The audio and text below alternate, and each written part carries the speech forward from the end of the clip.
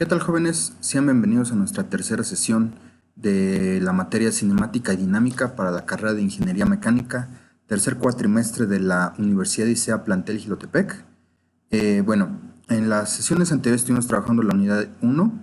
En esta ocasión vamos a hablar de la cinética de partículas y concretamente de las aplicaciones de la segunda ley de Newton para determinar el movimiento de los cuerpos a través de dos métodos que vamos a estar desarrollando durante este video.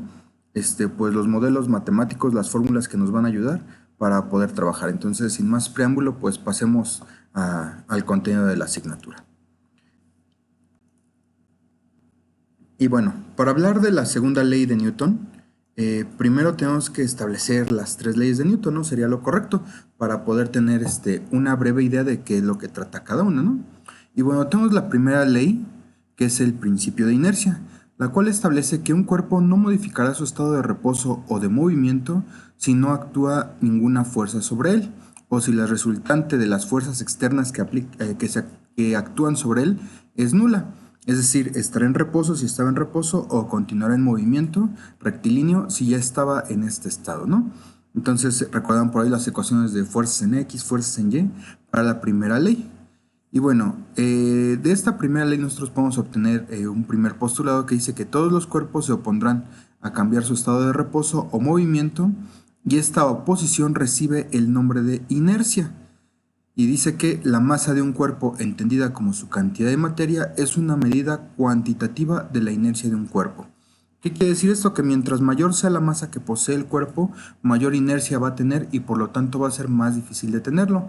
Nada más para recordar, imagínense un Volkswagen, un bocho que todo el mundo conoce, y lo intentamos detener con las manos, pues seguramente si viene a una baja velocidad sí lo podremos detener.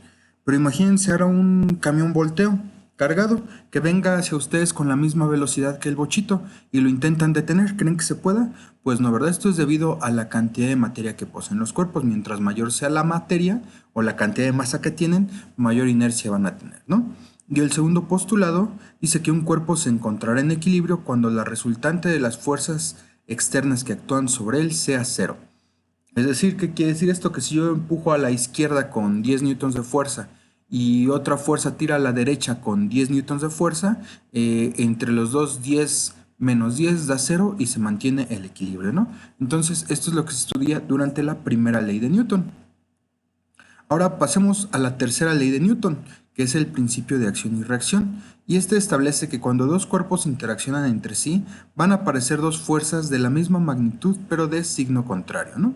Y a partir de la tercera ley del principio de acción y reacción, pues es donde se realiza el estudio de los choques elásticos e inelásticos y nuevamente para establecer un principio de equilibrio en estática.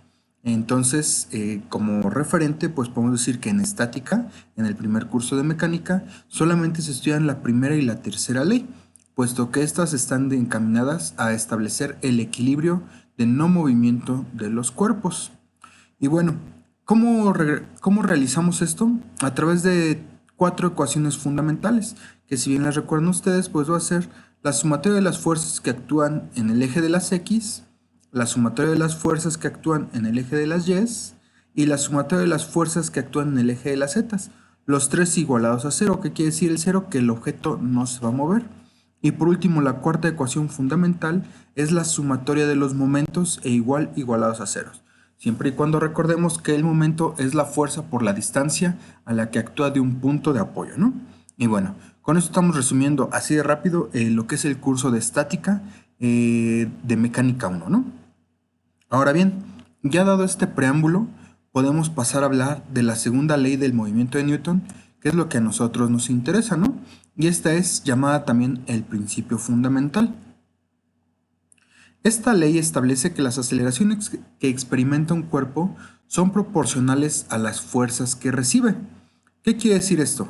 Que si una fuerza, más bien que tenemos aquí una partícula y actúa una fuerza sobre ella, nosotros vamos a obtener una aceleración proporcional en la misma distancia, en la misma, dirección que ocurre la fuerza.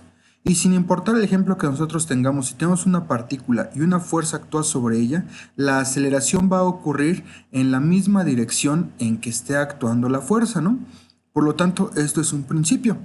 O díganme, ¿alguien ha visto que empujes un cuerpo y se mueva en sentido contrario?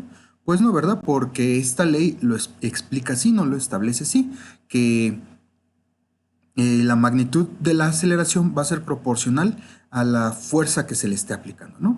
Y bueno, de esto nosotros podemos establecer que la fuerza 1 entre la aceleración 1 es igual a la fuerza 2 entre la aceleración 2, igual a la fuerza 3 entre la aceleración 3, y esto siempre va a ser constante sin importar el ejemplo que nosotros agarremos. Esta constante que nosotros estamos obteniendo, ¿qué es? Pues es la masa de la partícula, ¿eh? Ojo, no confundamos la masa de un objeto con la masa de la partícula. Recordemos que la partícula es una representación de un objeto. Por lo tanto, este modelo lo que nos está planteando es la masa de la partícula. Yo sé que son sutilezas, pero es importante recordar que no es lo mismo la masa de un objeto que una masa de partícula. Ahora bien, si nosotros tenemos esta igualdad que fuerza entre aceleración nos da masa, pues podemos realizar un despeje y obtener que la fuerza es igual a la masa por la aceleración, y esta es nuestra primera ecuación y es la más conocida para la segunda ley del movimiento de Newton, ¿no? Que a toda fuerza aplicada va a ser igual a la masa por la aceleración que se le imprima a esta, ¿no? Y bueno, aquí tenemos una bonita imagen de un niño empujando una caja con una fuerza y ocurre un desplazamiento y una aceleración en la dirección en que la fuerza está actuando, ¿no? Y bueno, hasta aquí dejaríamos el tema si estuviéramos hablando de preparatoria. Pero dado que estamos hablando de una formación universitaria, pues resulta que no siempre actúa solamente una fuerza sobre los objetos, como en esta imagen, ¿no? ¿Qué pasa cuando tenemos dos o más fuerzas actuando sobre esta? Bueno, pues al igual que en estática, podemos plantear ecuaciones de equilibrio estableciendo un sistema de sumatoria de fuerzas, y nos quedaría que la sumatoria de las fuerzas es igual a la masa por la aceleración de las fuerzas que estén actuando. Y esta sería nuestra ecuación 2 y por lo tanto la más importante, ¿no? En esencia es lo mismo, pero esta es solamente para una fuerza y esta de aquí es para la acción de muchas fuerzas sobre una sola partícula. Y bueno, la ecuación 2 nosotros la podemos reemplazar, el término de aceleración, por su expresión diferencial. Recordarán en la primera clase que establecimos un modelo de ecuaciones diferenciales para la aceleración y nos dice que la sumatoria de las fuerzas es igual a la masa y la aceleración fue sustituida por la derivada de la velocidad con respecto al tiempo, ¿no? Esta es la expresión diferencial.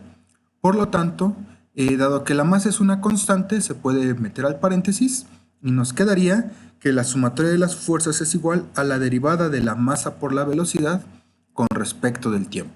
Y esto de aquí no es ni más ni menos que la ecuación número 3 y se le conoce como la cantidad de movimiento lineal de un objeto, de una partícula, ¿no? Y es lo que estamos desarrollando actualmente. ¿Qué es esto? Bueno, la cantidad de movimiento de la partícula tiene la misma dirección que la velocidad de la partícula y su magnitud, es decir, cuánto vale, es igual al producto de la masa por la velocidad que lleva la partícula, ¿no?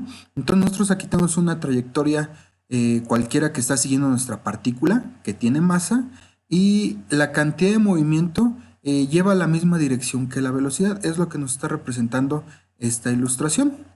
Y bueno, la ecuación 3, ¿qué es lo que expresa? La resultante de las fuerzas que actúan sobre la partícula es igual a la razón de cambio de la cantidad de movimiento lineal de la partícula.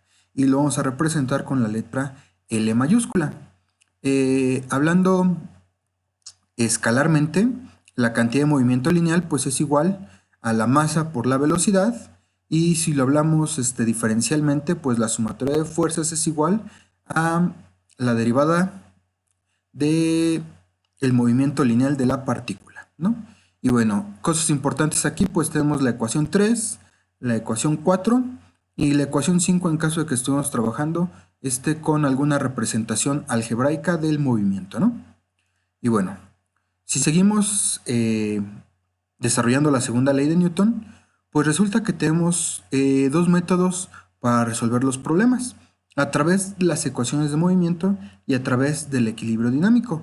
Vamos a hablar de manera inicial de las ecuaciones de movimiento.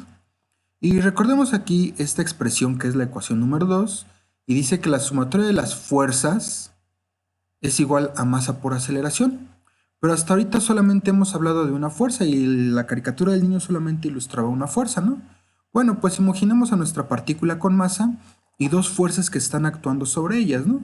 No sabemos el valor de ninguna de ellas, pero pues podemos suponer que si una tira a la derecha y la otra va hacia arriba, pues dependiendo cuál sea más grande en magnitud, pues sería el movimiento que ocurriría, ¿no?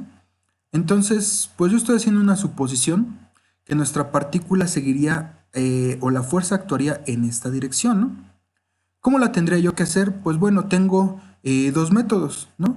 Descomponer las fuerzas 1 y 2 en sus componentes X, Y o Z en caso de que estemos trabajando en el espacio y trabajarlas de manera separada, que es aquí, ¿no?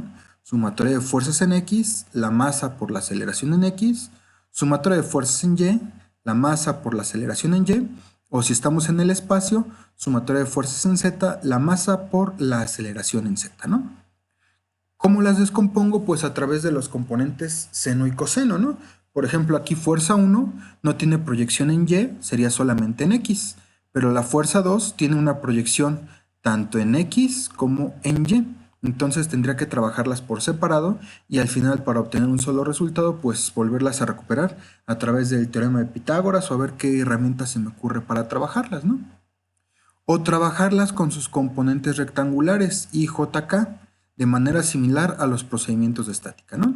Si se acuerdan de los términos IJK son los vectores unitarios, al cual el eje de las X le corresponden las Y, al eje de las Y les corresponden las J y al plano de las Z le corresponden las K, de manera tal que nuestra expresión quedaría expresada como la sumatoria de las fuerzas en XY más la sumatoria de las fuerzas Y en J más la sumatoria de las fuerzas Z en K es igual a la masa por la aceleración en I más la aceleración en J más la aceleración en K.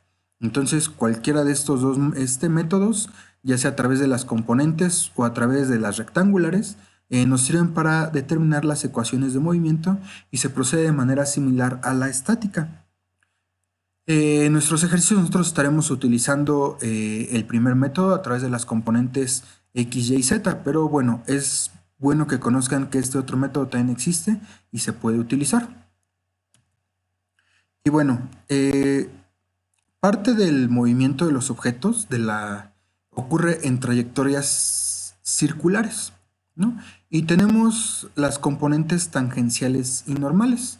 Y aquí dice que al descomponer las fuerzas y la aceleración de la partícula en componentes a lo largo de la tangente de su trayectoria, se obtiene en la dirección del movimiento y la normal que va hacia el interior de su trayectoria. Y entonces de la ecuación 2 podemos obtener dos nuevas ecuaciones. De manera resumida, tenemos aquí nuestra trayectoria circular y nosotros podemos obtener una trayectoria tangente y hacia el centro de manera perpendicular formando 90 grados una componente normal que tira hacia el centro del movimiento. Nosotros estas pues las podemos descomponer y expresarlas como la masa por la aceleración normal y la masa por la aceleración tangencial, obteniendo nuestras dos nuevas expresiones en términos escalares, ¿no? Nuevamente pues tenemos que descomponer las fuerzas y determinar los valores normales y los valores tangenciales. Entonces, esto es para el movimiento circular de los objetos. Y bueno, el otro método del que habíamos hablado es el equilibrio dinámico.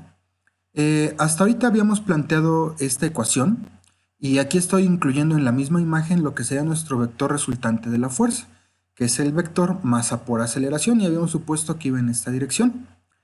¿Qué pasa si nosotros despejamos esta ecuación y la igualamos al cero? Recordemos que aquí masa por aceleración es positivo. Si yo la pasara al lado izquierdo, al término izquierdo e igualo a cero, pasa de forma negativa y me queda este otro planteamiento de la segunda ley de Newton. Es correcto, pero es difícil de ver. ¿Por qué? Porque estamos igualando a cero. Y pues gráficamente esto nos quedaría así, ¿no? Yo el vector lo único que hice fue ponerlo en sentido contrario, pero respeto yo la misma trayectoria, ¿no? Si se dan cuenta, esto es igual a esto. Y a través de los ejercicios de estática de generar polígonos, pues yo tengo tres figuras, tres lados, yo puedo formar un triángulo, ¿no? Y por lo tanto me va a dar 0. Y pues a través de la trigonometría podría yo resolver este sistema, ¿no? Este nuevo vector que yo obtuve, el menos masa por aceleración, se le conoce como vector de inercia. Y si yo lo genero, pues puedo afirmar que existe un equilibrio dinámico. Y entonces, pues la cosa se complicaría un poco más, ¿no? ¿Por qué? Porque este término de equilibrio dinámico no existe. Eh, bueno, no es que no exista, ¿no? No fue planteado de manera inicial por Newton para la segunda ley, ¿no? Si nosotros decimos que no hay movimiento, estamos hablando de la primera ley. Pero bueno, esto solamente es una precisión de que puede existir un método para resolver a través del equilibrio dinámico. Sin embargo, no es un método que nosotros vayamos a utilizar para resolver los problemas. El método que nosotros vamos a utilizar es a través de las ecuaciones del movimiento, ¿no? Y bueno, hasta aquí dejamos esta revuelta teoría de la segunda ley de Newton. Espero que, pues nuevamente, como en el ejercicio anterior, obtengan las fórmulas importantes y pues en los siguientes videos vean cómo se aplican para resolver ejercicios. Por mi parte es todo por ahora. Por favor no se olviden de darle like al video y si tienen cualquier duda, cualquier comentario, háganmelo saber. Saludos.